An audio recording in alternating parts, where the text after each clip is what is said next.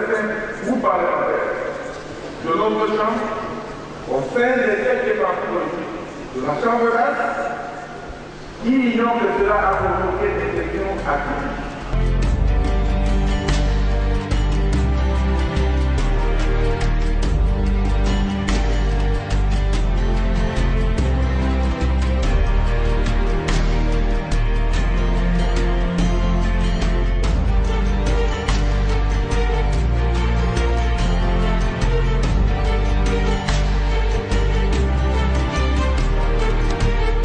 La majorité l'a rejeté, a rejeté la pétition. La majorité est unie et la démontre aujourd'hui. Bon, jusque-là, la majorité a fait son travail. Ce n'est pas seulement une question de la majorité, mais c'est une question de vérité et de bon sens. Vous savez que la motion là-bas, d'abord, a été attaquée par un député de l'opposition, le collègue Yala. Et on a mis son nom sans son accord et on a trafiqué sa signature. Il a dénoncé. Et ensuite, il y a la question de la commission qui statue sur tous les problèmes actuels. Les députés ont compris qu'il faut attendre le rapport de la commission ad hoc pour qu'on puisse prendre des décisions conséquentes pour le bon fonctionnement de notre chambre. Voilà pourquoi l'ensemble des députés à la quasi-majorité ont soutenu la motion présidentielle que j'ai présentée. C'est un problème de bon sens et de logique.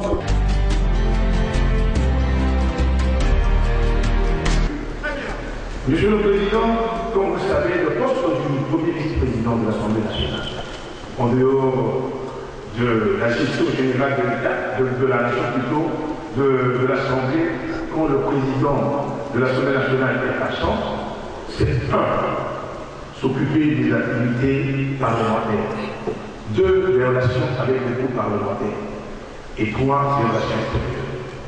Vous conviendrez avec moi, Monsieur le Président, chers collègues, que je peux, si vous me accordez votre confiance, exercer avec abnégation et dévouement ces responsabilités.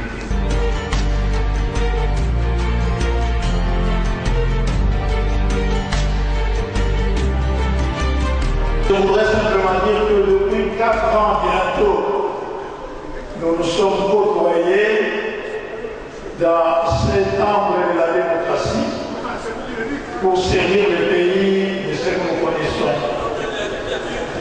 Et à cette occasion, Monsieur le Président, j'ai eu à connaître et apprendre que cette maison, cet temple de la démocratie, c'est une école de la modestie.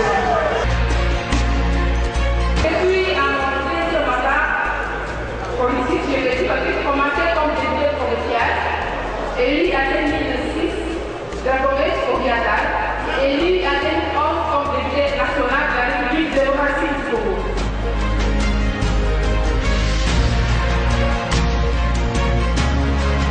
Au niveau de l'Assemblée, Maxime les fonctions de la première adjointe au niveau du groupe parlementaire vient d'adhérer depuis 3 ans.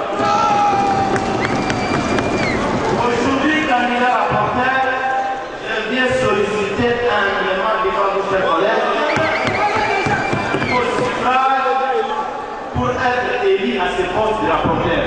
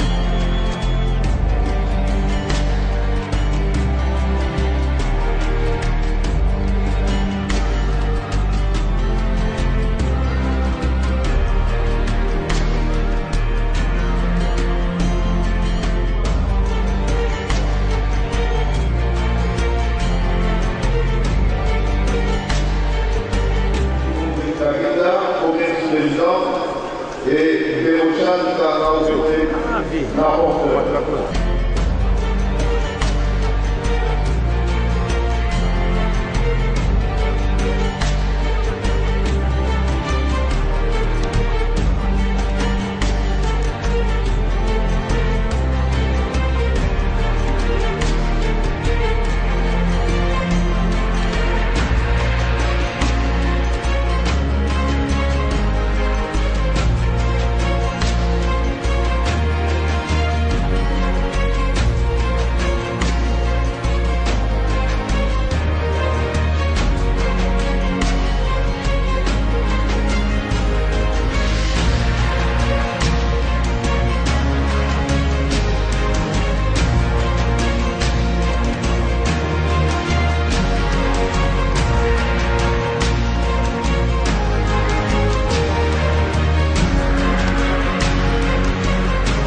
Oui, mais la majorité, je l'avais dit, si vous avez suivi mes interventions au niveau de Télé 50, au niveau de RTC1, au niveau de Direct TV, j'avais dit que les gens ne doivent pas aller dans la rue pour raconter ce qui se passe dans la rue en disant que la majorité est finie, sans avoir fait des statistiques. Maintenant, vous avez tous assisté, vous les journalistes, vous avez assisté, tout le monde, devant les G7, tout ce complet, devant l'opposition et la majorité. Vous avez suivi tout ce que, de façon très transparente, nous avons démontré, tant à la nation, qu'à la communauté internationale, que Kabila a toute sa majorité intacte. Donc il n'y a pas encore à se poser des questions, que ceux qui continuent à rêver, qui veulent rêver, il est permis aux gens de rêver, ceux qui veulent rêver, qu'ils continuent à rêver, mais nous, la démocratie continue, le développement continue, qu'on nous laisse travailler. Nous n'avons pas besoin de distractions. Ils ont voulu faire une distraction et cette distraction les a rattrapés. Il y a même un député, vous avez suivi, qui a trompé la population en disant que notre majorité était tout simplement quand nous levons les doigts. Mais aux urnes, vous allez voir que c'est eux qui avaient la majorité. Mais vous avez constaté que le mensonge a été rattrapé. Et comme le président de la République a sa majorité ici à l'Assemblée nationale, cela vient encore une fois d'être exprimé à travers cette victoire démocratique. Le ticket de la majorité a gagné. Nous sommes très contents et nous sommes réconfortés. Pour ceux qui croyaient que la majorité était finie, je crois qu'ils peuvent déchanter parce qu'aujourd'hui, ça vient encore une fois d'être prouvé que la majorité est bel et bien là.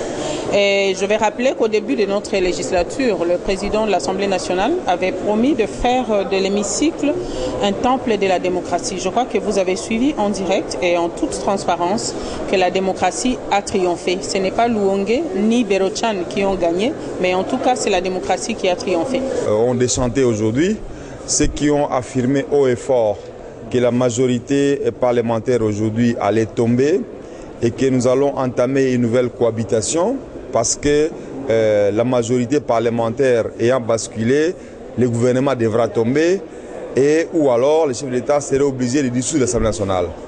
Toutes ces sornettes, toutes ces chansons qui ont été entendues dans vos médias pendant toute une semaine sont désavouées clairement aujourd'hui. Je vais essentiellement m'attarder sur l'élection du premier vice-président qui était une élection au couteau, comme on le dit dans les langages politiques.